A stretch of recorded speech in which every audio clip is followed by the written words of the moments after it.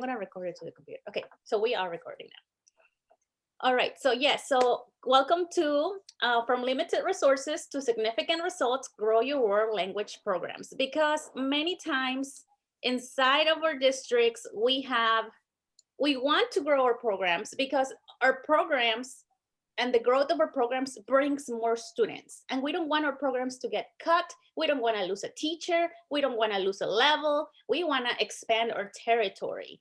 And we can use our programs to help us achieve that. So you are in for a treat because we're going to tell you a lot. We're going to try to cover a lot in less than 50 minutes. So we don't know how that's going to go. But I'm going to go ahead and just move on. So bear with us because we're gonna talk about all the aspects of our programs. So who we are, I'm gonna let Maribel tell you a little bit about herself. Hello guys. So yes, my name is Maribel Gomez. I'm from Mexico. And yes, Berta told you we've been best friends since college. We were roommates twice and we saw our children grow up together as brother and sister. So we're pretty much very tight. And I was at department 1 for the longest. And then an opening came up and I said, come. And she's actually the reason why I am a teacher. She's the one that told me, you should be a teacher. And then here I am, 12 years later, I'm still here. So we have pretty much the same thing. We got the same masters. We got, we can finish each other's sentences kind of thing. We are, and because of that, and I know not everybody has, the best friend working with you. But because we are, we think it's similar, we really want to grow together and everything, we build the program that we did.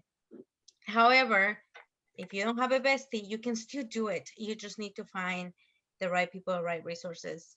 And here we are to give you everything that we did together and how we built our awesome program and how we've seen other people follow the same steps. And what Maribel has said, as far as you, yes, we were besties, and we kind of like reach each other's minds and things that helps. But also having a common vision, because maybe you are in a department where this person teaches this way, this person teaches this way, and there's a lot of disagreement, but they all want the same thing. They want more funding for their programs, right? Find the common ground and leverage of that to build these programs. So and sometimes it may not even be, if you're a department of 1, we have teachers, math teachers, who have our backs in our school for any event that we just throw down at the school, and they're like, how can I help you? So don't just think, oh, it's only world language teachers. We expand beyond that. It has to if it's going to be successful. Okay, so off we go. So there are several things that we're going to talk about. The first thing, why do we want to do this? This is extra work. We know it's extra work most of the time, unpaid. You take the students on field trips once a month. Well, when we were before COVID, but you invest extra hours putting together a digital initiation for Spanish Honor Society. You have to invest extra time reaching out to communities so they can Zoom in with your students and they can teach them, or they can come talk to them in Spanish. I mean, it's extra time, it's extra work. Why do it? Do it for students. We always do it for students. It always goes back to the students. So we are going to talk about the stakeholders today and the roles they play. And we're going to talk about how we have to focus on the students' language need. That plays a big role on our program, and giving students cultural and linguistic opportunities beyond the classroom so that they can see language in action in real life, and they stay empowered to continue to go to the next level and the next level and the next level. And then we're going to talk about how we promote our department, how to grow professionally, and the role of the language leader. So that's kind of everything we're going to be covering today in very little time, and we're going to do our best. So Maribel, you want to talk about this one? The stakeholders is pretty much who is going to be there to support you, to go in this journey with you. And like we had an amazing principal that supported our program greatly, but that was also because we brought him a lot of things for the school as well. If we were highlighted, the school was highlighted. If we were doing something awesome, the entire school was something awesome, doing something awesome. And so every time we needed funding or we needed support or we needed people, we always had that support. So definitely, you should make your principal believe in your program. Believe that why you're doing all these things is not just to grow the Spanish department or the world languages department, but also to grow the whole school. They love to see their school's name on the news. They love to see on newspapers. They love to showcase their school in any way, shape, or form. And I don't know about your principals, but every time they had a principal meeting, they want to brag about something. And why not let them brag about your world language program? So they are the greatest. You are a promoter, not just to the program, but also to your school. So if you want money, they have the money. They're the ones that keep that funding going, but they're not going to give you the money unless they believe in your program, and you need to make sure that happens. Also, your principals are not the only ones that have the money. You can always go with parents. We had a lot of parents that give us donations for a lot of our events. Get the community involved. Restaurants, friends. You have friends that know a friend that know a friend, and they're going to be great assets. And also I put in here the administrative secretary, because sometimes when the principal can't do something, she's the one that's going to be, or he or she, but we usually have she's going to be able to do things for you. It's like, I got you. I know where to move money around. I know where the money is. That usually the administrative secretary knows a lot more than what the principal does sometimes. Absolutely. Anytime I send a request, and yesterday it was an amazing day for me because I got 4 things approved in one day. Okay, I got Spanish readers for my level 2s and 3s. I got books, ebooks for my AP class. That was like $1,000 right there, and then there was like another $1,000 in the other books.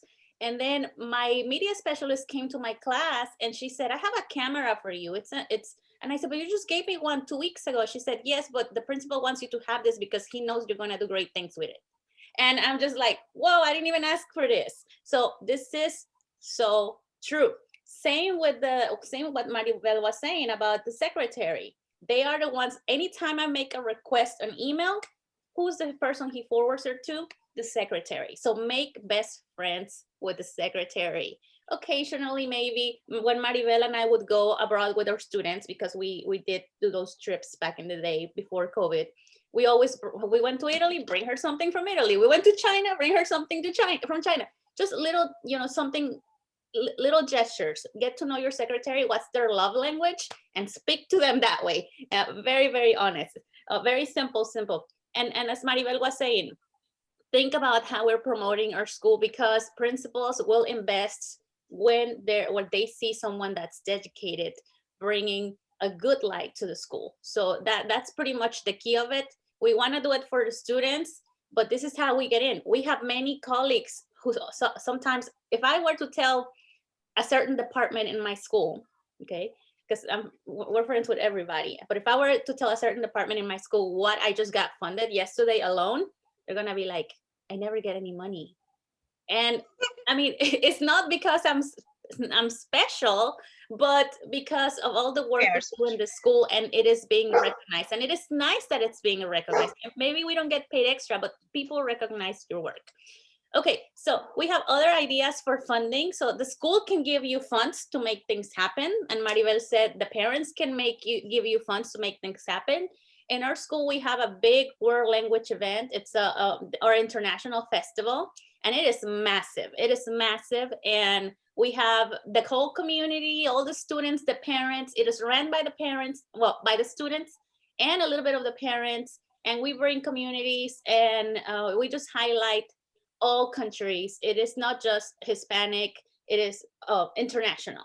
So that event costs money to put together and a lot of work. And Maribel is so creative. She does the whole creative side. And I just kind of honestly just help her where she needs the help, because she is the one that has like the creative vision. So how do we get funding for that? if we don't have enough money, we sometimes, or school sometimes, or district sometimes gives us grants. So be on the lookout for grants. Ask your school system, are there any grants available for this? Because this is what I want to do. And they will tell you, and or they will say, no, there's not one available, but you may be surprised. Sometimes they don't announce the grants. They should, but sometimes they don't. So you have to go knock on those doors. If that doesn't work, then you can raise money for your students to conduct activities other ways. So I'm gonna let, well, I'll go ahead and talk about this one, and then I'll let Maribel talk about the other ones, because, you know, she was like the mastermind behind all of these other ones. But yes, for me, I'm more practical. I'm just like, I don't really like to sell stuff. So I do Donors Choose. I have gotten many projects funded through Donors Choose. If you have never used that site, you will get, if you start a project tomorrow to get funded for books for your school or for any tech for your school, if it's your first time, if let's say I donate $25, they will donate the $25. So your project gets funded really quickly the first time. So check into it. It's kind of like applying for a scholarship. You maybe will spend 1 or 2 hours writing for Donors Choose, and then people who don't even know you will donate to that, and then you will get what you need for your classroom. So if you haven't tried Donors Choose, I highly want to suggest it. Now, Maribel does like to get her hands dirty with all, well, not dirty, but she likes to get her hands on and get the kids hands on activities and work for the money that we need to make anything we want to happen. So I'm gonna let Maribel take on with that. Now, yes, Berta is totally a grant writer. Anything that they give money for free and they had to write, that's Berta, that's her thing. I like to promote my students and their hard work. And a lot of times they want to be part of this. So we did Latin Bites, so for a whole week we will sell food. And we went to a festival, the Virgen of Guadalupe festival, and we saw tamales. Parents came in there, help us and everything. We saw flowers during Valentine's Day. I have my aunt that works at a flower shop and everything. And of course, we got the students during lunch. They helped, they put all of these things together. So there are a lot of ideas. Now, at the end of this, I'm going to give you a folder, and you're actually going to go to the share folders for the event, for this conference, and you can see all the paperwork that I have for you. You can use it, copy it, tweak it, whatever you need to do. Get it. I have flyers. I have Letters that we have written for all kinds of things. Fundraising, everything. All those things are available to you. Grab them, like I said, tweak them, change them, make them yours. For right now, and I saw the question, yes, we can totally encourage meetings within. Now, we can't do fundraising the way we did, but again, we were not able to have the festival last year because of COVID. So we were trying to, I believe Berta knows a little bit more about this, is put together a county-wide event, because Virtual event. yes, a virtual event, because it wasn't just our school. After we did ours, Savannah Arts did theirs, there were other schools that started doing an international festival. So instead of just one school, we want to put, they're working on putting one for the whole county. So we can probably put some resources out there in the share folder for you to make these events more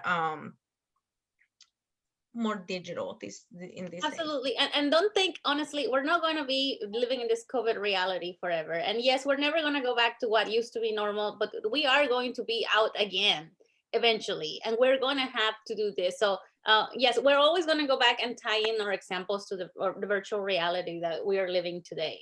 Somebody just asked too about the events, if we're promoting any events. In my school, we're only allowed to do Zoom events. That's it. I tried to take 15 students to Florida for an exhibition and at the Dali Museum. And he said, you know that it's always a yes, but this year it has to be a no. And that's because for reasons beyond. So I wasn't able to take not even a small class to the Dali Museum this year. But we're gonna go ahead and go to the next slide, Maribel, because time is ticking. Okay, so we're gonna focus on the students' language needs.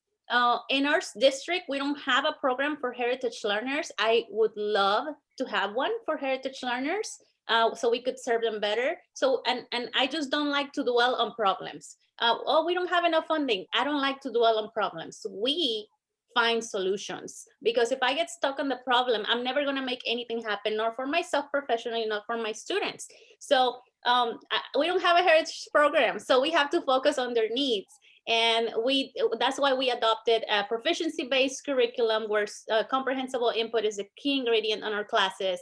And that way we are able to serve. I feel that our students just are more invested into what we do in the classroom, because it just, like Ms. Grant was saying in her keynote, we're teaching the students to be communicators and not conjugators. And I have also been approached by parents, actually not even a parent, a teacher the other day. I was talking about my class with so much passion, and he just happened to say, oh, well, in Spanish, when I was in school, I don't remember anything. And, yes, that is an insult. And we should respond with, well, that is not the way things are done in the classroom today. This is how we do, and we should have those conversations about a communicative approach.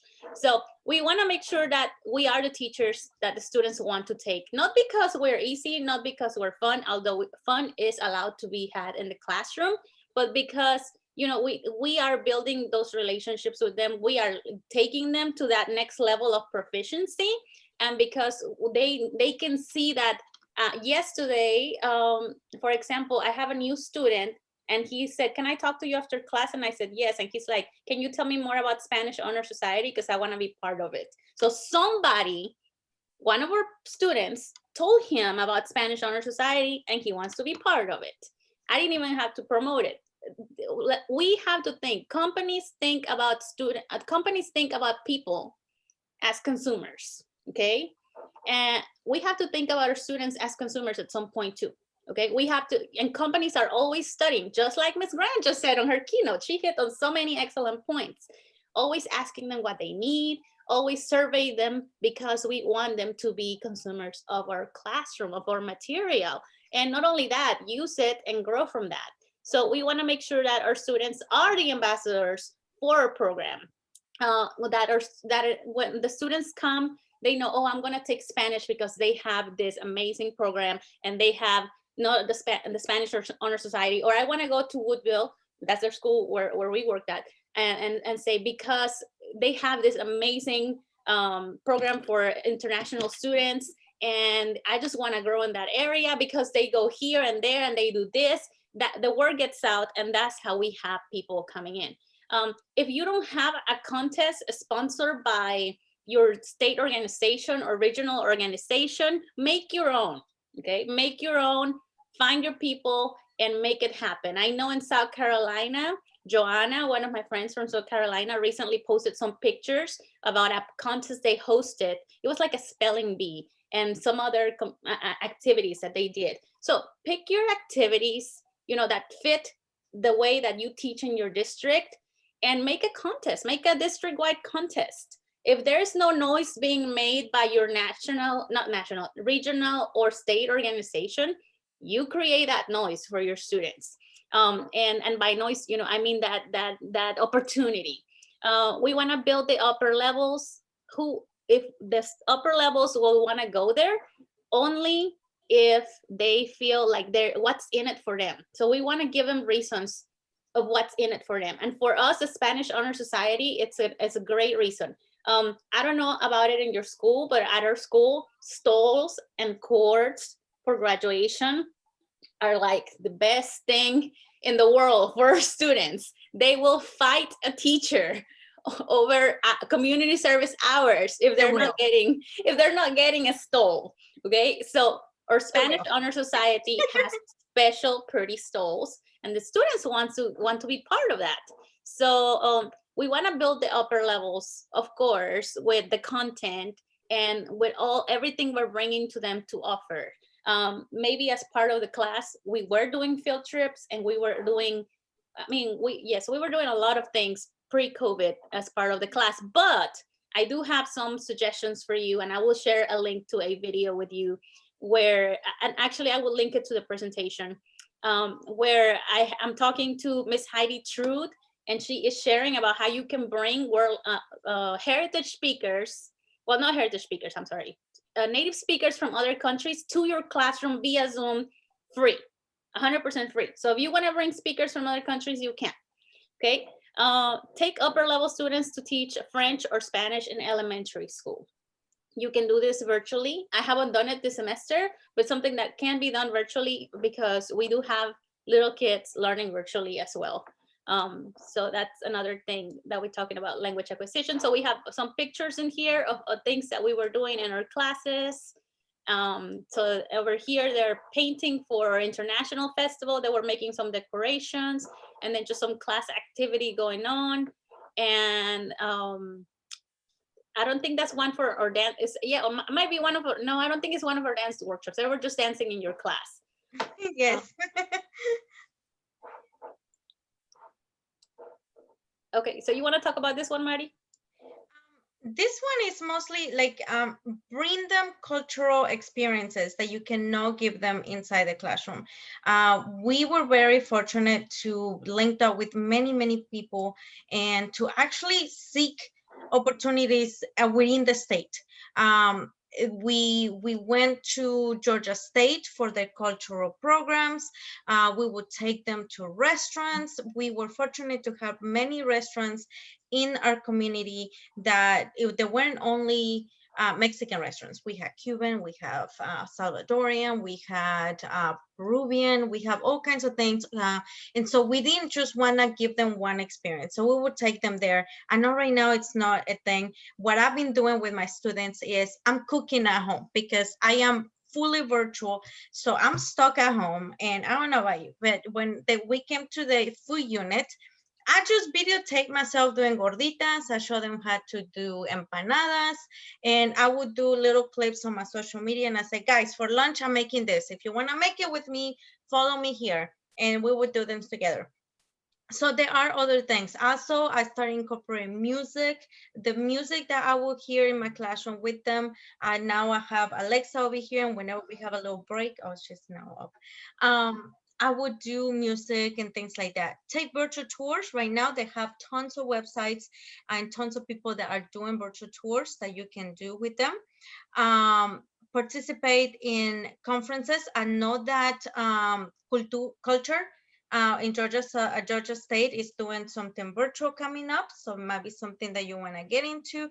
And maybe it's not right now. There's so many resources virtually free for our students. You have Skype for Education that will allow you to take them on tours that are already built up for you. National Geographic has them as well. PBS Kids also has a few things that are cultural, free as well. So there are other things. We always encourage our students to sign up for the national, for the Governor's Honors Program. And that is the way I was invited to be a judge at the honors program, the Governor's Honors Program. And then I saw all these kids speaking perfect Spanish. And I was so like, I want one of them. And then Roman is the one that told me, I did this and then started on Spanish Honor Society. And that is how I envisioned and I wanted to grow my our school program. So that was one of those things. So take them, we used to send students to camp. And then a lot of things happen in Atlanta area in Georgia. And then when Dr. Linsky came into our district, we started bringing things to the south of Georgia because there were very few things. So now we have our own immersion program for Spanish, French, and Chinese. So we also have our own, we brought the flag speaking contest into us, our community for the counties around, because a lot of things we were like, great things are happening in Atlanta, not enough is happening. We were like the teachers that were making noise. We want these things to be more accessible to our students. We don't want to take a 4-hour trip to Atlanta all the time, every time something's happening. We started bringing all these programs, and but the way you bring programs, you also want to bring them students too. You can't just, get in touch with the other teachers in your district. let's bring 20, 30, 40 kids into these things. And that way they can be able to bring those programs to you, closer to you. Absolutely. And it goes back to the principle of, okay, we're not going to focus on the problem. We're going to focus on the solution. What can we do? Yes, we can bring this program. Who do we have to reach out to? Let me talk to my district. Your district specialist, if you have one, will be delighted that you want to take initiative on something like this. And you are, remember, we're doing it for the students. We're doing it for the students. Here are some pictures, again, of different events that we have and things that we do in the classroom. And at our school, we don't have an arts program. We don't have anything art class, and we have many artistic students who come. So in Spanish class, we do give them several opportunities throughout the year to just kind of showcase their artistic abilities here and there. We do award the International Skills Diplomacy. Our school does. It's one of those schools here in Georgia. Georgia has that as an opportunity. If you're visiting us, I saw Caroline. I know Caroline's from California. So hola, Caroline. I know other teachers are from other states. So find out if your state, I find out if your state has an international skills diplomacy or a biliteracy seal, because that is actually happening in a lot of states, not just Georgia. And make sure you get on that, because that is another way to get the students to stay longer in a program, work towards another goal, something else that is meaningful to them, that can not only help them grow in the language, but it's also going to look very, very good on a college application if they're going that route. So, and also the contest, check with your, for us, our district specialist is amazing, Dr. Linsky. If you were at the keynote, you met him. And he sends us a calendar and a newsletter every month. He sends us a calendar for the whole year at the beginning of the year. He's done the research ahead of time. This is what's happening in world languages that I know of right now. And every month, if he hears of anything else, he puts it in there and he sends us that calendar, and with all the links, like this contest is happening. Do you want to have your kids participate? If you don't participate in these things, if you're in Chatham County, that is on you, because he's always sending everything to us. And he's always just informing us of all these wonderful opportunities. Now, if you don't have a district specialist, maybe it is that you're going to have to do, maybe it takes 2 hours to research one after school or something, or ask your principal. For me, if I am burdened with a lot of work, because it happens, because I'm in like this committee, that's the committee, teaching full time and all of this, I would say, sir, may I please take a professional day to work? And I give him the points and the things that I'm going to work, and he just approves it. And then I can have a day to just focus on that. Maybe you won't have the whole day. Maybe your principal will say, okay, take 2 hours and we'll find somebody to cover your class. You're probably thinking that's crazy, but you won't know unless you ask. If you know you are a hard worker for your school, I want to challenge you to go with a plan to your principal and say, I really need extra time to work on this. But go with a plan. The key is going with a plan, like objectives, like this is what I want to do. I need 2 hours. I can't do it at home. I'm sorry. I mean, because we should be doing it at home, even though we do it. But that's something that really has worked for us. I know Maribel also has taken days to complete, to plan the international festival, because that is a lot of work. So here are more pictures of events we were doing before COVID times. Like I said, everything now is virtual, so it doesn't look as exciting, but the show must go on. The show must go on, and the advantage of virtual is that we can bring anybody through Zoom into our classes. So for example, if we want to bring more representation into our Spanish 3 or AP Spanish class, and because I know I have over like half of my students in AP Spanish are heritage speaker, the other half isn't. However, if I want to bring a speaker, let's say a heritage speaker who, from a profession, to talk to their students about their journey to success or whatever in the target language, I can easily arrange that now with Zoom. Now I don't have to go through like, when can you take off work or anything like that. It's so much easier. So that's a plus that we can look into.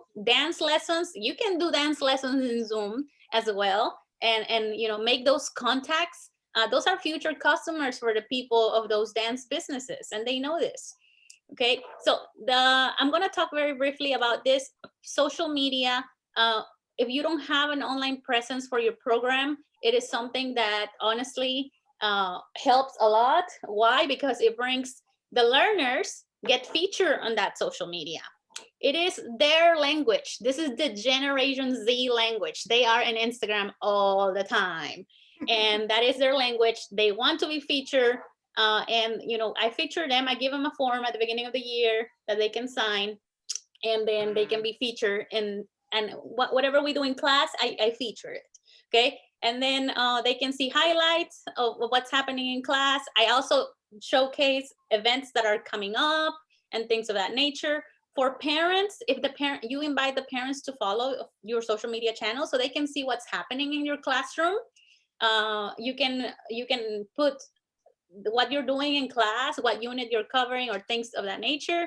For your admins, my admin runs our school-wide social media. He runs the school-wide social media. So he follows me. So he knows what's happening in my class. And because he sees what the kids are doing, guess what? I get new cameras, even that I didn't ask for. So those are the pluses. And the community sees that teacher is working. That teacher is different. That teacher is getting the students to do that. To the point that Maribel and I were approached by the Hispanic Chamber of Commerce here in Savannah to do several collaborations with them. They approach us and they're like, we see you are doing this with your students. We want your students to come and help us do this. Can they come help us do this?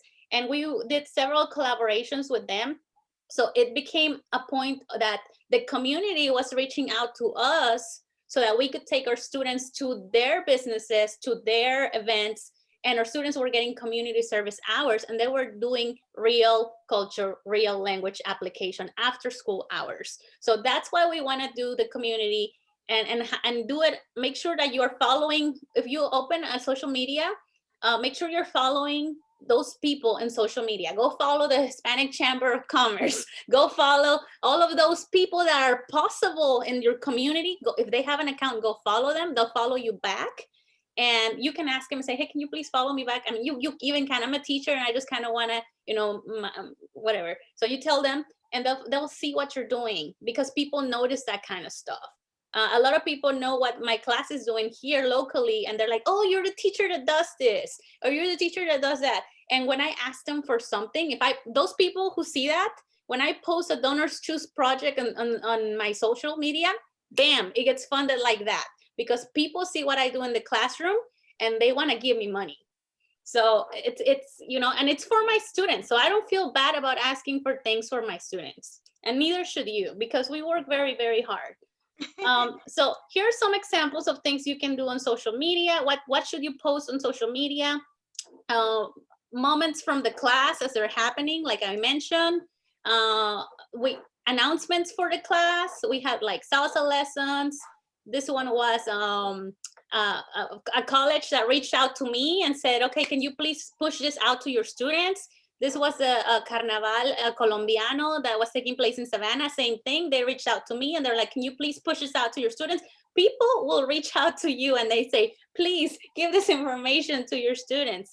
And so if anything else, program highlights. This was our peaceful ceremony. This was a field trip we did with culinary because we believe in working with other subjects tightly. That also helps. Culinary. Especially culinary. And we did, so that was Celia Cruz. Our students, obviously, we always give them an opportunity. If they're artistic, we want to put them on to just show and use those talents. And then our Spanish Honor Society program achievements and things of that nature, and so much more. So Maribel, we have like 14 minutes left. Oh, we never finish these things. I'm not gonna go over this so much because this is no ambition for this year, maybe next year, possibly the year after.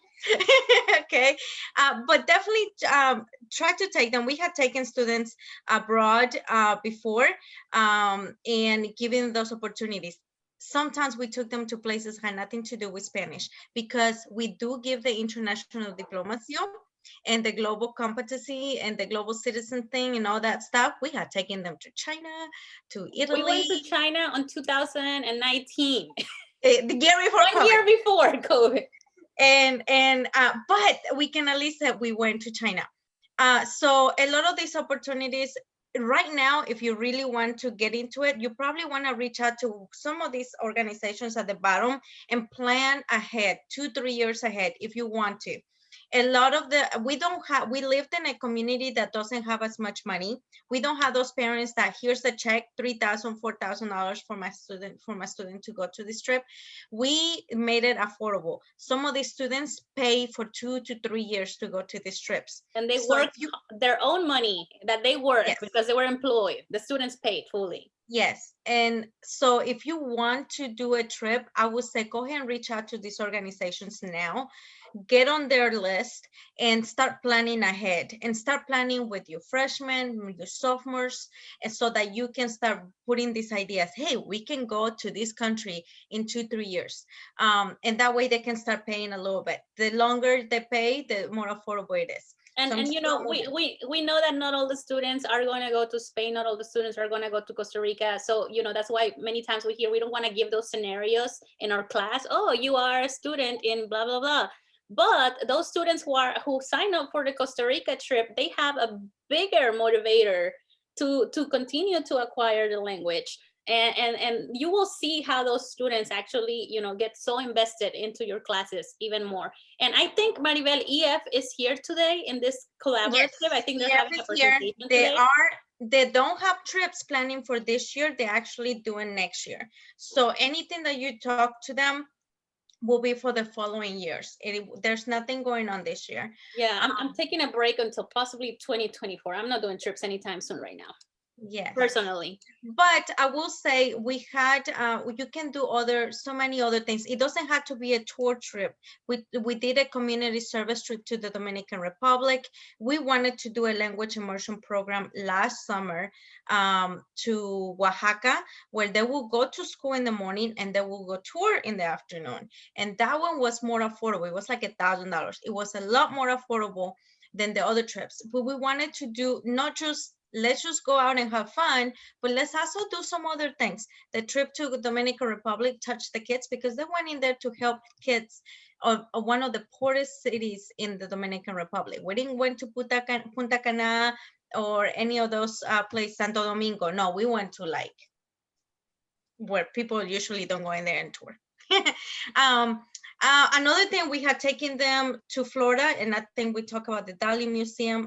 I have done a 4-day trip to Florida, but I had to make a connection with languages, and all that information, it's on the shared folders. I'm not gonna go because we're running out of time. She has all the plan that we carried out for that trip. You have the information for the people, the hotel. You have the person you need to email for that. You have the Dali Museum representative in there because they do free tours for students up to 40.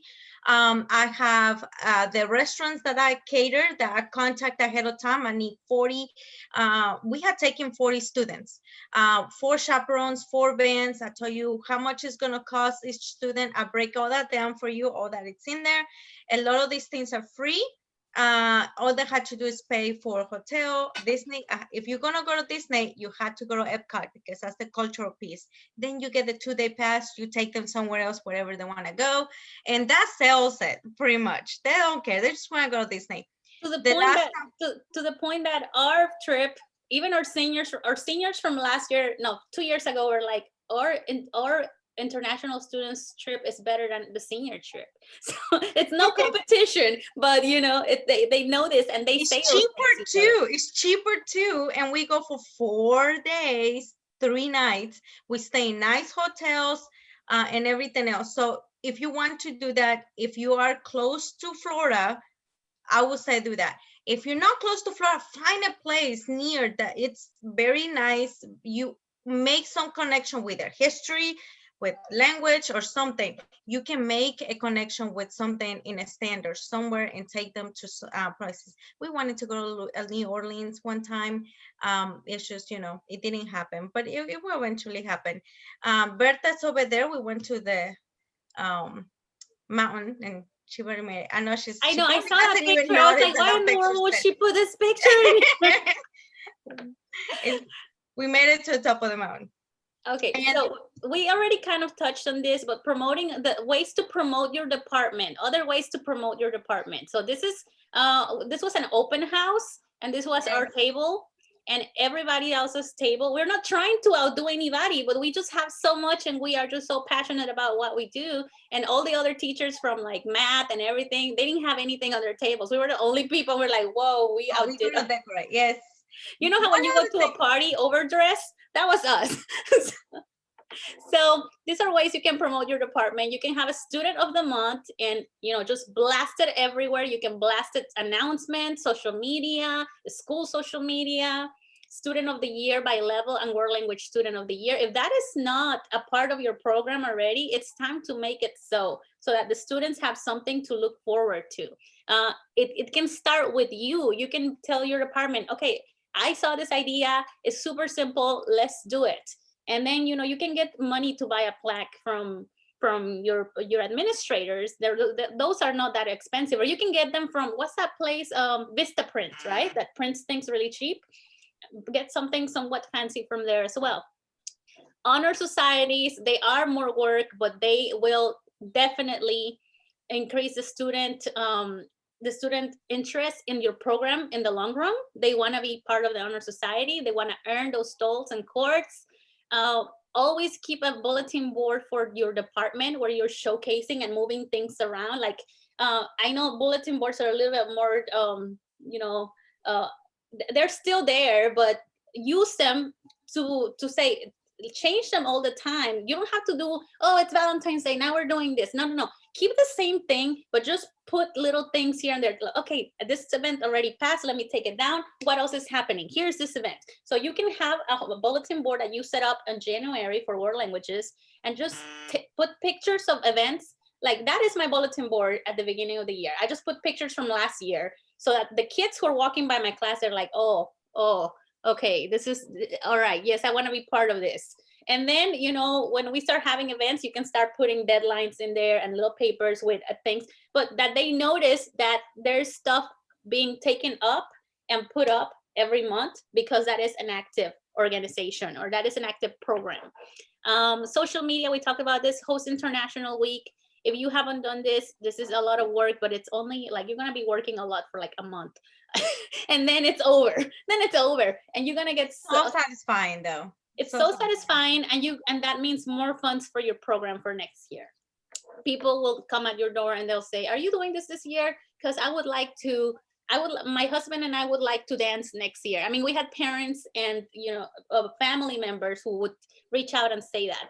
And then when you do anything at all, send the releases to the media, so that they can come and feature that, because that is important.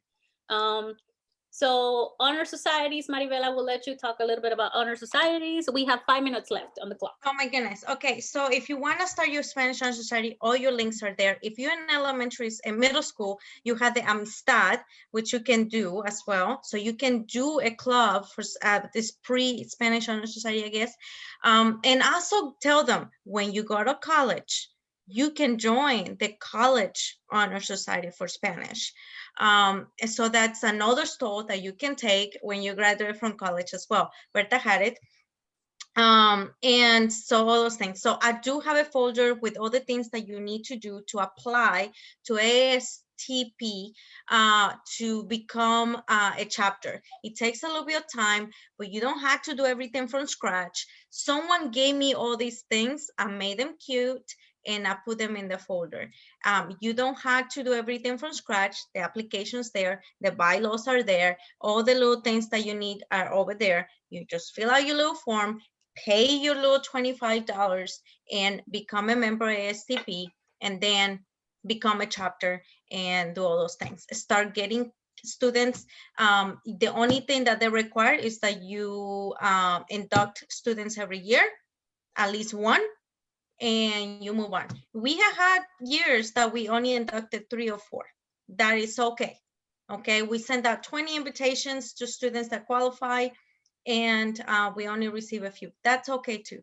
Make a big deal. This is not I just want to join. No, you have to be invited. You have to have the grades. You have to have the outstanding student and performance to be invited.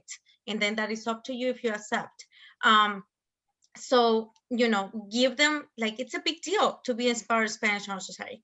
All right, moving on, because I don't think we have time. Here are We some never more finish. pictures, and these are our pride and joy kids, honestly. Like, we love all of our kids, but these kids are just, they sometimes when we don't have the strength to move, to lift a finger to make an activity, you have, we had we had Priya, and then we had Amari, and then we have Marla. They come knocking on the door. Señorita, we need to do this. This is coming up. Why have we not gotten started? And it's like, oh God, it's just so much. And if you don't want to do the paperwork, they do the paperwork for you. All you have to do is sign the thing and send it to the office. They will work it for you. How do you tell those kids no?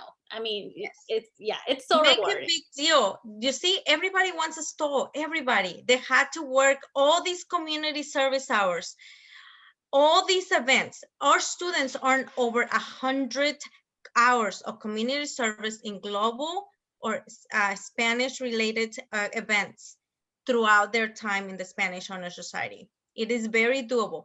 They had to do 40 hours for them to get the stall and 20 hours for them to get the cord. I have not given, and you had to make a big deal out of that for them to become leaders within. They had to earn it. It's not given. They had to earn that stall. They had to earn that cord. They earned the membership. Now they had to earn the other things for graduation. I had taken them everywhere. I used to be a runner. I would take them to everywhere. Yes. As we had taken food to the Ronald McDonald House, we did events at the with the fire department to promote fire safety in Spanish. All kinds of things that we did in there. Yes, and I did a project too with my students where many of them were in the society where our Savannah is beautiful. If you ever want to come and visit Savannah. No paid advertisement here. And and we have a lot of squares, and it's just very beautiful. Come in the spring, come in the fall. Those are the best places to come visit. And we have, I don't remember how many squares, but every square has a history, and all that information is available in English, but it wasn't in Spanish. So my AP students created brochures. They researched the history of those, and they created some brochures in Spanish. So the importance of making them feel part of the community transcends beyond anything else. And I say that from a personal experience too, because when I was in high school, I was an undocumented student, and I struggle with self-esteem for that reason, and I struggle with so many things. But community service always made me feel like I had an important role to play in society. And I know many of our students today also feel that way. Community service, they're Generation C students. They want to be part of a cause or something they believe in. So this is a great way to do that. And you have to make those connections. So you are going to be, a hype man, a hype woman. You are going to be going to have to become a social media person. Promoter. You had to be a promoter. You had to be a PR person. I mean, that's kind of like the hats we have to put on to make these events happen and make them successful. So here are some pictures of other events. Here's at the end, the people who were behind the international night that day. Here's our club. This was from 2 years ago. We're here out in the community helping out the Hispanic Chamber of Commerce. They were celebrating the Peace Bowl ceremony, and just a lot of things that happened throughout the year here in Savannah. And we just absolutely love seeing the kids blossom. And so we are almost wrapping this up. We talked about growing professionally, and Ms. Grant also talked about this. Here are some ways on how we stay connected and how we keep ourselves current with what's happening, because that's important. We're not going to go way too much into detail about this, but definitely embassies and consulates, they have stuff sometimes, and we don't know about it because they don't really do a good job at telling us about it, but you can contact them. And I know that Dr. Linsky got us a lot of textbooks from Mexico in Spanish that you can use in your classroom for different purposes. So conferences, Maribel and I, we just love going. We're PD nerds. or I would like to say PD junkies, because I do need to get a shot of PD every now and then. So we actually ran out of time, guys, and we had to. I think Berta has another presentation coming up. Yeah, I have a presentation on Jamboard. I don't even know what time it starts, honestly. I have to go check. 9:30. In the presentation, we have all of these places that you can follow if you are not already following them. And then we didn't really talk about, but we already mentioned all of this. We're just bringing it down as a wrap up. But we already said many of these things already. So you will have access to this presentation. And like Maribel said, she is giving you guys all of the freebies for like all of the letters, all of the hard work that, you know, would keep you from doing it because, you know, there is no time. She's gonna give all of that to you, and you're gonna find it. We're not gonna be able to send emails. You're gonna find it in the portal of the conference. There's gonna be, and if you don't see it today, check on it Monday, please. Okay, we're gonna put it in there today, but if for some reason you don't see it today, check on the portal of the conference on Monday. And don't forget that, you know, like Ms. Grant said, you're not an island. This is not the time to be alone. Oh, Maribel just posted the link right now, but we're going to also add the link. All the folders where you will find all the folders for all the presentations today. And if you're not connecting with us, these are some places you can connect with us. And thank you so much for coming to our session today. We had a blast talking to you about all of these things. So I hope you are inspired, and we look forward to seeing you in social media. And let us know what you're doing with your program. And you can always ask us questions. Just remember that we are teachers too, and sometimes it may take longer for us to answer. So thank you, thank you, thank you. Take much care. Okay, I had